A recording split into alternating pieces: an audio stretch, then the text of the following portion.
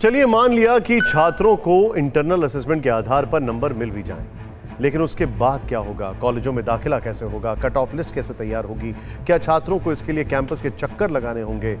और सबसे बड़ा सवाल, इन सब में वक्त कितना लगेगा?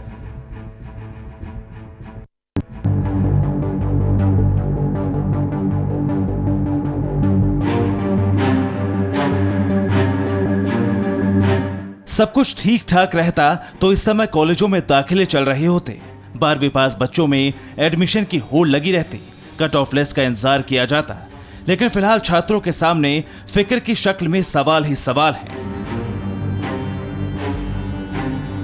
टीचर्स को इसके अंदर स्टूडेंट्स के साथ जस्टिस करना चाहिए। ये नहीं जैसे टीचर्स का कोई फेवरेट स्टूडेंट या लाइमलाइट का स्टूडेंट है तो उसके ऊपर ज्यादा फोकस करे और बाकी एवरेज स्टूडेंट्स पे ना ध्यान दिया जाए। आपके पास असेसमेंट क्राइटेरिया होगा, वो 3-4 साल पे बेसिस होगा, और जो मेधावी छात्र होते हैं वो हो सकता है उन्होंने 11th से पढ़ना शुरू करा अच्छे से, तो 9th और 10th में उनकी परफॉर्मेंस इतनी अच्छी नहीं होगी, तो अगर उनका मार्क्स भी अकाउंट होंगे तो उनकी मेरिट लिस्ट ख़राब हो जाएगी, उनकी मार्कशीट ख़राब हो जाएगी। गवर्नमेंट को एक बहुत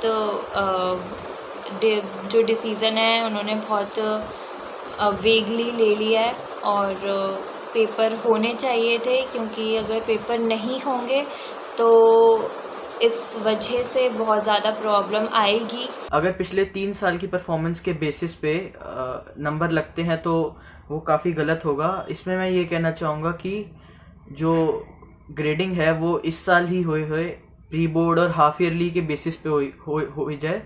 जैसे कि हमारे 2 प्री बोर्ड्स और 1 हाफ ईयरली हुआ है, तो उसके बेसिस पे हमारे नंबर लगाए जाए। लेकिन अब सवाल उठता है कि कॉलेजों में दाखिले की प्रक्रिया क्या होगी। माना जा रहा है कि इंटरनल असेसमेंट में कम से कम 2 महीने का वक्त लगेगा। असंतुष्ट छात्रों की परीक्षा के इंतजाम में भी वक्त लगेगा, यानी कोरोना के हालात थोड़े सुधरेंगे तभी परीक्षा ली जा सकेगी। कुल मिलाकर कॉलेजों में एडमिशन की प्रक्रिया शुरू होने में अभी लंबा समय लग सकता है। हमने दिल्ली विश्वविद्यालय में जाकर यह पता किया कि आखिर पूरा प्रोसेस क्या होगा, कट ऑफ लिस्ट तैयार करने का आधार क्या होगा। चिंता करने की कोई आवश्यकता नहीं होनी चाहिए। इसलिए नहीं होनी चाहिए कि हम अपने क्राइटेरिया को चेंज नहीं करेंगे, केवल जो आधार है मेरिट का वो परिवर्तित हुआ है, लेकिन मेरिट परिवर्तित हम नहीं करें, मेरिट को ही मान के चलेंगे। जिसके ज़्यादा मार्क्स होंगे उसको पहले स्थान मिलेगा, और यहाँ पर छात्रों को पहली list cut off list, second cut off, third cut off list आती है। दूसरी चीज़ जो हम करने जा रहे हैं वो छात्रों को फिजिकली यहाँ आने की आवश्यकता नहीं होनी चाहिए। ये सब ऑनलाइन एडमिशन होगा, अपने घर में बैठ कर के भी छात्र अपना एडमिशन ले सकेंगे। वहाँ पर अपने अपने जो भी सर्टिफिकेट अपलोड करेंगे और हम उनको यहाँ एडमिशन उनकी मेरिट के आधार पर देंगे। ये ठीक है कि दिल्ली विश्वविद्यालय मार्क्स के आधार पर ही एडमिशन देगा, लेकिन सवाल उठता है कि क्या इंटरनल असेसमेंट का असर कट ऑफ लिस्ट पर भी पड़ सकता है। जानकार मानते हैं कि ऐसा हो सकता है कि इंटरनल असेसमेंट में छात्रों को ज्यादा नंबर दिए जाए। ऐसे में स्वाभाविक तौर पर कट ऑफ लिस्ट भी ऊपर जा सकती है। जाहिर है छात्रों को इसका कोई फायदा नहीं मिल पाएगा।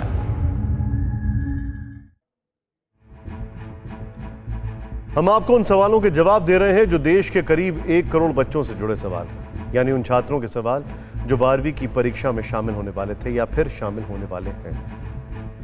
कई छात्रों और अभिभावकों के मन में एक बड़ा सवाल यह भी है कि मेडिकल इंजीनियरिंग के एंट्रेंस एग्जाम कैसे होंगे। दरअसल नीट और जी यानी देश भर में होने वाली मेडिकल और इंजीनियरिंग की संयुक्त परीक्षाओं को लेकर अभी फैसला नहीं हुआ है। दिक्कत यह है कि जब तक 12वीं के नतीजे नहीं आ जाते ये परीक्षाएं हो भी नहीं सकती। लेकिन ये भी सच है कि 12वीं के कई छात्र मेडिकल इंजीनियरिंग में प्रवेश की तैयारी कर रहे हैं, लेकिन ये परीक्षाएं कब होंगी, कैसे होंगी, इसे जानने के लिए इंतजार करना होगा। एक सवाल ये भी पूछा जा रहा है कि विदेशों में पढ़ाई के इच्छुक छात्र अब क्या करेंगे। दरअसल विदेशी कॉलेजों में दाखिले के लिए जिस ऑनलाइन टेस्ट को क्लियर करना होता है वो आमतौर पर जून जुलाई में होते हैं। टोफिल या आइल्स जैसे टेस्ट के लिए 12वीं के रिजल्ट की जरूरत नहीं होती है, लेकिन हो सकता है कि भारत के छात्रों को इन टेस्ट के बाद अपना फाइनल रिजल्ट जमा करने में देरी हो जाए। ऐसे में एक रास्ता यह है कि इच्छुक छात्र सीधे उन कॉलेजों से बात कर लें। अगर विदेश में जाने वाले छात्रों को एग्जाम देना है तो वो अपना एग्जाम बगैर 12वीं के रिजल्ट के दे सकते हैं, उसमें कोई आपत्ति नहीं है। और बाद में अपनी अपनी स्कूल या कॉलेजेस के जो टीचर हैं उनसे बात कर उनसे टाइम लेकर अपनी मार्कशीट बाद में भी सबमिट कर सकते हैं। एडमिशन के दौरान ये भी एक प्रोसीजर होता है। खैर, पिछले वर्ष भी कोरोना के बीच परीक्षाएं रद्द करनी पड़ी थी, लेकिन तब अलग अलग जगहों पर छात्रों के 1 या 2 या 3 पेपर ही बाकी रह गए थे। तब सीबीएसई ने एवरेज मार्किंग के आधार पर बच्चों को नंबर दे दिए थे। लेकिन इस बार मामला गंभीर है। हालांकि सीबीएसई ने कहा है कि छात्रों को परेशान होने की जरूरत नहीं है, जो भी प्रक्रिया होगी उनके हित में होगी। वैसे आपको याद होगा कि 10वीं बोर्ड की परीक्षा 14 अप्रैल को ही रद्द की जा चुकी है और इंटरनल असेसमेंट को लेकर क्या तैयारी है, फिलहाल छात्रों को उसकी जानकारी नहीं है। फिक्र आपकी, सोमवार से शुक्रवार रात 9 बजे सिर्फ TV9 भारतवर्ष पर।